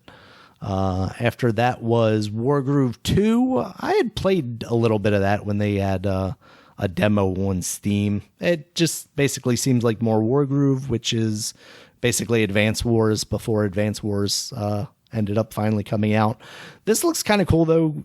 It has cutscene and campaign editor this time. Like the first game had map editors, but it seems like now you might be able to have some people design like whole entire campaigns with stories. I think that would be really cool. They also showed off Dave the Diver. That is coming out on October 26th for the Switch. There's a demo out of that now. I've heard a lot of talk about that game. It's out on PC now. I'm not sure if it's on other things. But basically it's like a pixel art style. You're this fisherman and you go out during the day and you fish and then you come back and then you serve up your fish. So it looks pretty interesting. So I do want to check that out. I don't know if that's something I'm going to play on the Switch, but I do appreciate the fact that there's a demo, so I can give that a try. Mario Kart Deluxe Wave 6. This is the final wave, I believe, for the Mario Kart DLC. This is going to add Diddy Kong, Funky Kong, Pauline, and Peachette, as well as... they're not announcing everything yet, but they announced one of the levels is going to be Daisy's Circuit from the Wii Mario Kart game. Among Us is getting a new map in October of this year. So if you're still playing Among Us or if you want to go back to Among Us, you're going to have something new there. And then Paper Mario. What about the Wargroove? How you feel about Wargroove? Wargroove, I thought the first one was really cool. Like it feels more faithful to the Advance Wars games that I remember than Advance Wars does, mostly just because it does the same art style. The first one was a very good, faithful recreation, kind of spiritual successor to those Advance Wars games. 2 seems just like kind of a growth from there. It doesn't seemingly add anything too new outside of, like I said, the editor stuff, which could make the game live a little longer if there are people out there that are passionate enough about making levels and kind of crafting stories in that world. I think that would be cool. Much like the Mario Maker thing where it's like, I'm not necessarily going to do anything with that, but if there are people out there that are really good at this and can, do something cool with it, then I am happy to play that experience and give them some attention. So, all right. And then their kind of like cap it off final announcement was Paper Mario, the 1,000-Year Door. That is going to get enhanced graphics and a port to the Nintendo Switch sometime in 2024. So that is, one of the very well liked Paper Mario games. That is the one from the GameCube. So I believe that's the second one. So I own that game, but I have not played a lot of that game, admittedly. So I'm not totally sure how good it is, but I've heard good things. All right, so that was the Nintendo Direct. There were a couple of smaller things in between those, but mostly like kind of anime style stuff. Didn't really catch my eye. And some other stuff that we'll talk about later in the new releases. Next up, Dominic, Sony also announced that they were doing a State of Play on the same day, just a few hours later. They had a presentation kicked off with Baby Steps. This is the Bennett Foddy game that we had previously seen at, I believe, another Sony State of Play. Bennett Foddy is the guy that is made, I think, Over It is the game that he is like biggest known for. It's very much like physicsy, weird movement, QWOP-esque things, if you're familiar with that old game. Like Manual Samuel. Yes, exactly. Like Manual Samuel. So that's just a cute little trailer for that. Basically, this grown baby man in a onesie wiggling his way around the world.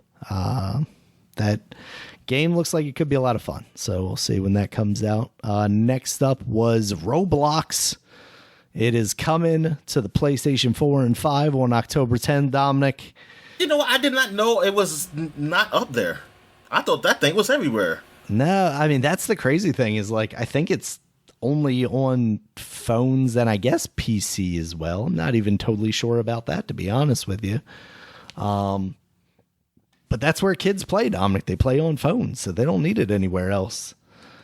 The crazy thing to me is that when I was looking up like the Steam date, Roblox apparently came out in 2006, and it is hard for me to believe that game is only 3 years older than Steam is, because I feel like it wasn't until like 5 years ago that I first heard about that game, even though apparently it's like the biggest thing in the world. All right, next up after that, they showed off some VR games. First was Ghostbusters Rise of the Ghost Lord. That's coming out October 26th for the PSVR 2, also for the Oculus Quest. That's looking all right. I think it looks more interesting than the multiplayer kind of game that they released last year. So, Ghostbusters license has the potential to be good games. I mean, they made a good game already, so like, let's see more of that, people. And then they showed off Resident Evil 4, the VR mode for that. That's coming out this winter. And then they also showed off the Resident Evil 4 Separate Ways DLC. That's the one where you play as Ada Wong. That's actually coming out next week on September 21st. So if you're ready to play some more Resident Evil Remake, they're going to serve that up to you. After that, they showed off a trailer for Avatar Frontiers of Pandora. That's coming out December 7th. You know, fill that space of not having another Avatar movie this year. From what I'm hearing, it is basically Far Cry in the Avatar world, and that sounds pretty cool to me. So the game looks visually stunning, so I am interested to see how that turns out review-wise. After that, they showed off Ghost Runner 2. That's coming out October 26th. That's basically the one where you're a cyborg ninja and you're just like parkouring around the world with a sword and slicing up things. It was too hard for me, man. I liked it, but it's just that for it to be like one hit death, is that is I mean, I understand it, but I wish that was like a choice, man. I wish that was like, hey, hardcore mode, but hey, man, it's cool if you can get it. I mean, I tried to do it. I played some, but I was like, I don't got the patience. Yeah, and there's a demo out for that now. They showed off some metallic red, blue, and silver controllers, as well as the cover plates for the PS5. It's kind of weird to me that there's so many rumors that there's going to be like a slim PlayStation, but they're still like committing to putting out these plates. I don't know if they're just like, oh, there's so many PlayStation 5s out in the world that even some sales are gonna, be worth it to do this. Mm-hmm. But it just seems weird. Like, also, it's September, so like there's still 3 months left in the year. But if we were getting a slim PS3 or PS5, Jesus, yeah, PS5 like this year, I feel like we would have heard about that by then, right? I mean, if they're doing it for like holiday season. Yeah, exactly. But so, I don't know, man. I don't know how business is working anymore. Yeah. I never did, Dominic. Next up, Helldivers 2. I didn't put that note in the right place, but that looks all right. You said that was basically Destiny, right? I thought it was. I had the same feeling when they first showed it. Yeah, it looks all right. They showed some gameplay. They did the old school like gamer chat thing where it's like 4 people are playing this game together, and they have this like voiceover of like, oh yeah, let's go kill this boss. Oh man, you dropped the bomb on me. This is a little cringy, but the game itself looks pretty all right.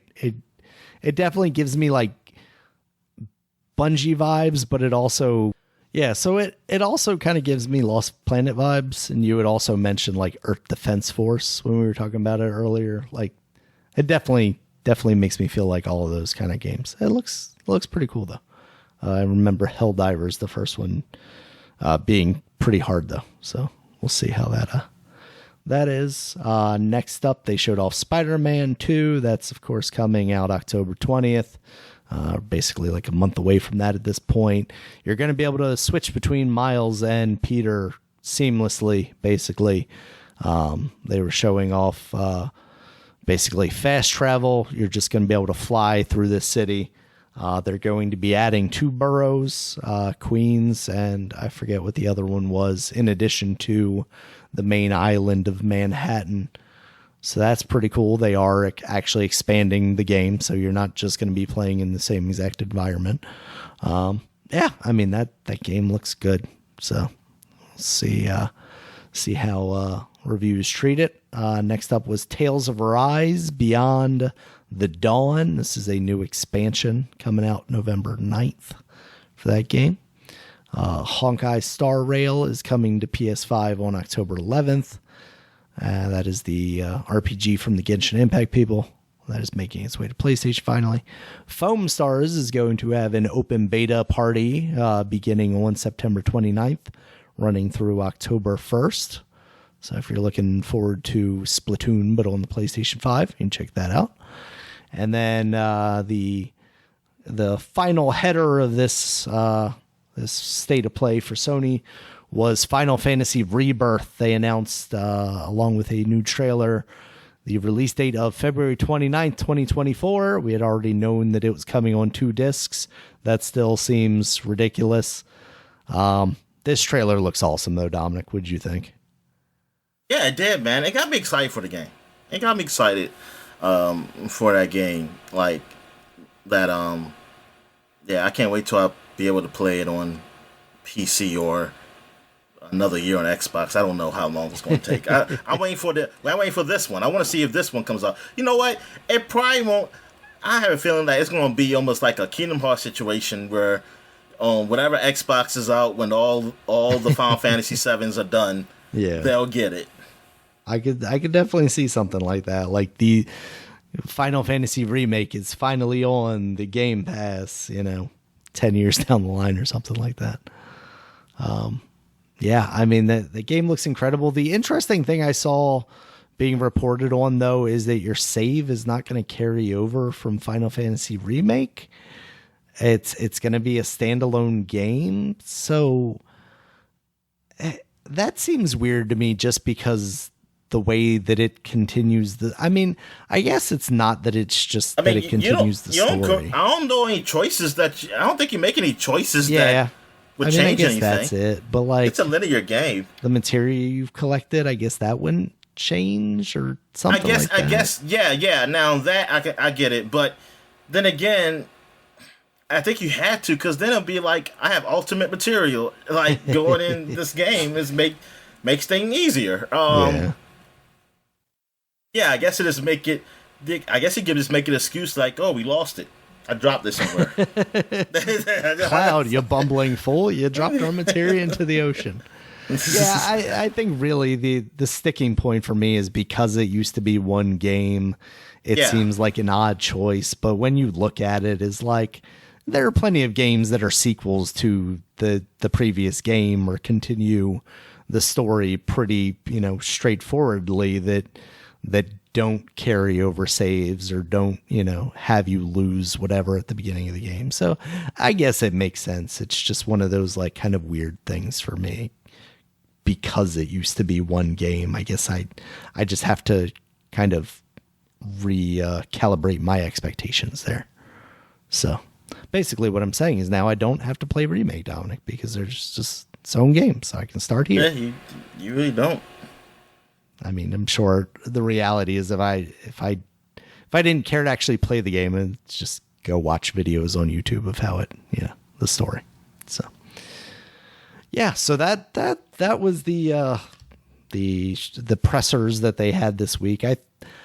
I think Sony's showing was a little bit stronger than Nintendo's, just because Nintendo was very much like a fleshing out of the previous Nintendo Direct that they did, the one before the Mario Wonder one, where they announced the games like the Princess Peach game and the Luigi's Mansion. It's like, okay, we're closing out the year. We're just going to give you more dates on these. All right. Also, we're going to give you this Paper Mario GameCube, up-res basically. And Sony didn't have much more than that either, but theirs was also a lot shorter. Theirs came in at like 30 minutes, whereas Nintendo's was like 50, an hour or so. And like I said, I feel like that Final Fantasy Rebirth trailer was just really strong. Seeing Golden Saucer was just awesome. So yeah, that is our news for the week. We got new releases here, Dominic. First up is Myth Force. This is now out on PC, Nintendo Switch, PS4, PS5, Xbox One, and Xbox Series. This is the first-person online game that basically looks like a Saturday morning cartoon. I think we saw this at a Nintendo Direct relatively recently. Looks all right. I don't know how it is reviewing. I haven't seen anything prominent for it yet. But yeah, it seems like it could be all right. Super Bomberman R2, that's now out on PC, Nintendo Switch, PS4, PS5, Xbox One, and Xbox Series.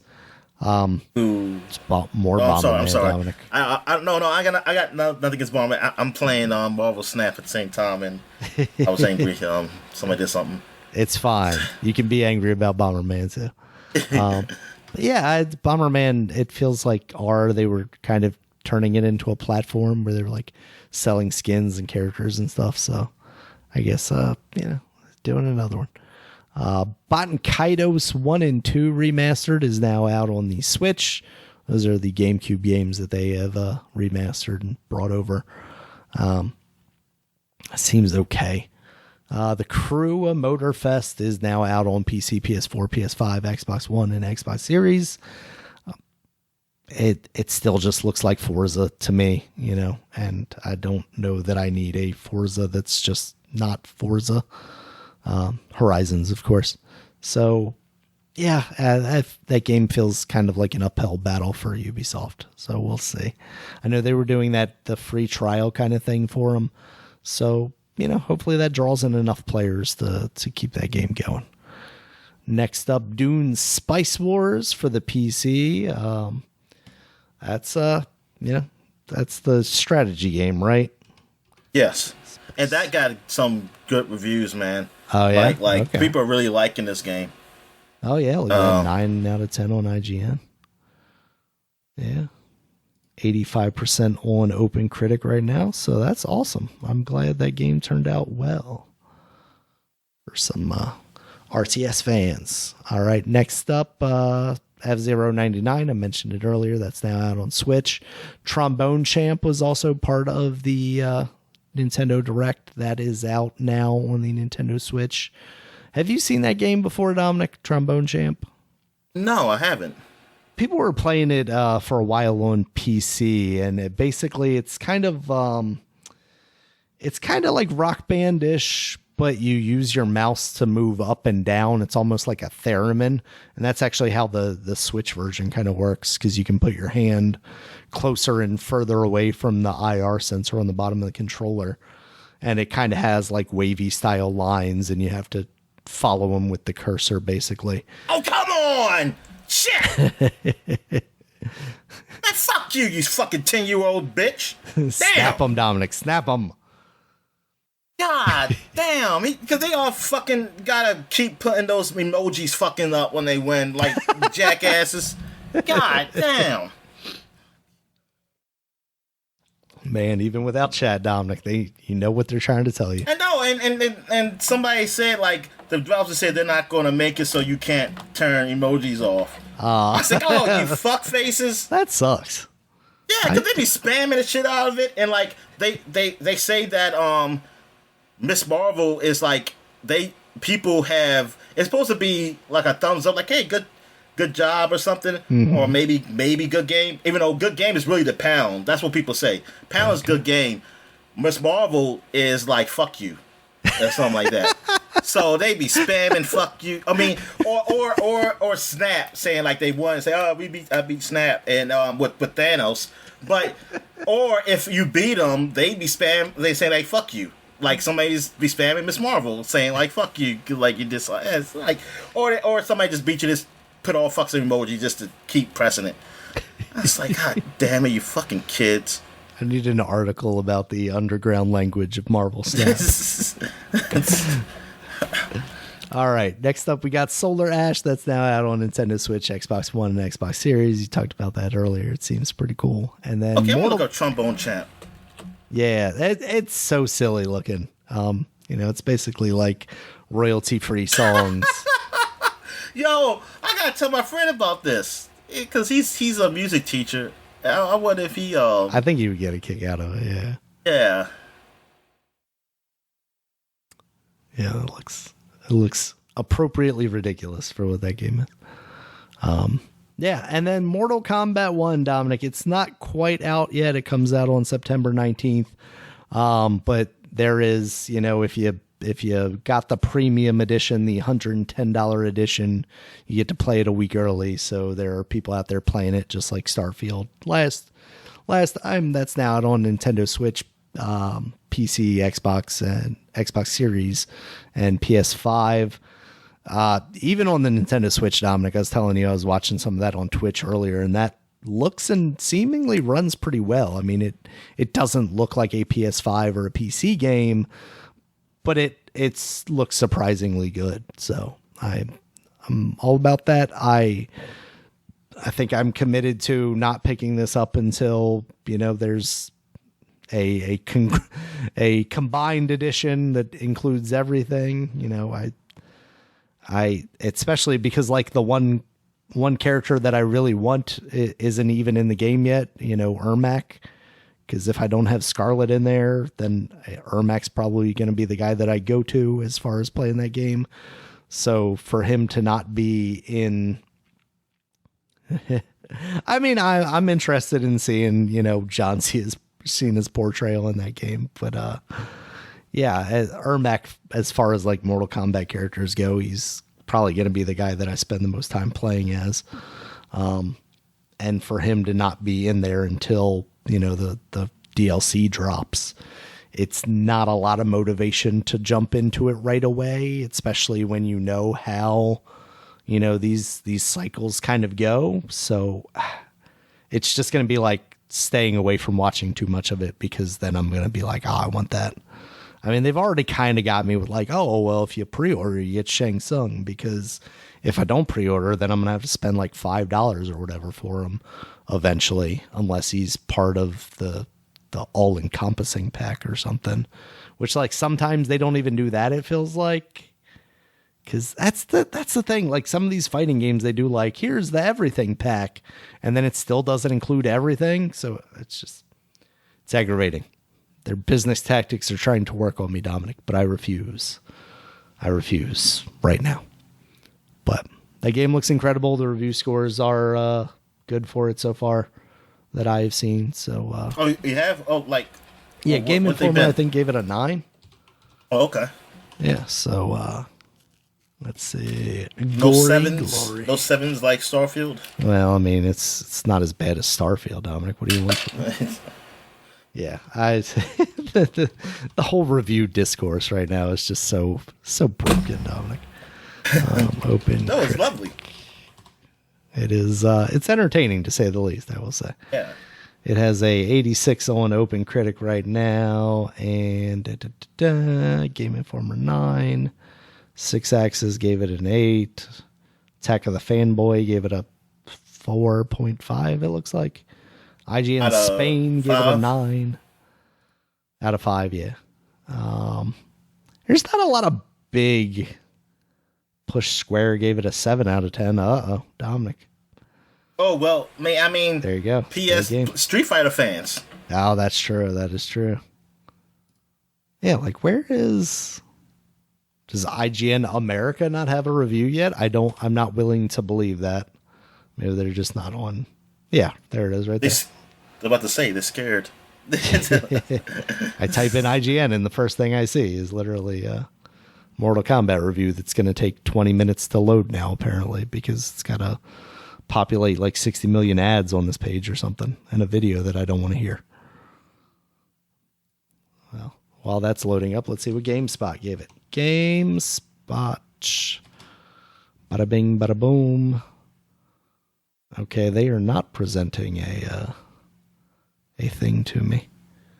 While I'm looking for this, Dominic, they also announced a new iPhone that's apparently going to be able to play Assassin's Creed Mirage. And there's some other big title that they were saying is coming to the phone. It's like, haven't we learned that people don't really want to play that kind of like expansive game on their phone? What phone? What game is this? Like the new iPhone they announced. They're going to be able to play like Assassin's Creed Mirage. Oh, yeah. Whatever. Maybe people. Maybe the new generation. They want to. Maybe it's that's like people, millennials and the older Gen X. That's the Gen Xers. We just don't get it, Dominic. We just don't whatever. Get it. Yeah, they want to play everything on our phones. I don't know. Yeah.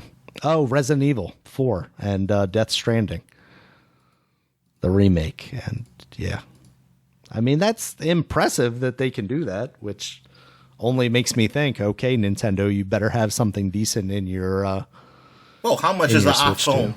How much is the new iPhone? I mean, I guess, yeah, I didn't consider that. I'm just thinking like technology-wise and such a small thing. But yeah, you're absolutely right about that. Yeah, you're also paying for that technology in your hands. So, yeah. All right, Dominic, you got anything else for the people this week? No, I'm good. All right, thank you guys as always for listening. You check us out on Twitter. Dominic is at DStallworth5. I'm at RegulusMB. The podcast is at Superpod, SUPAPOD. Superpod.com is the website. You can check us out there. It has links to all the places you can find us, including YouTube, where there's a video version of this podcast, as well as iTunes, Stitcher, Google Podcasts, Spotify, and any of those other places you might find an audio podcast. Until next time, guys, talk to you later. All right, see ya.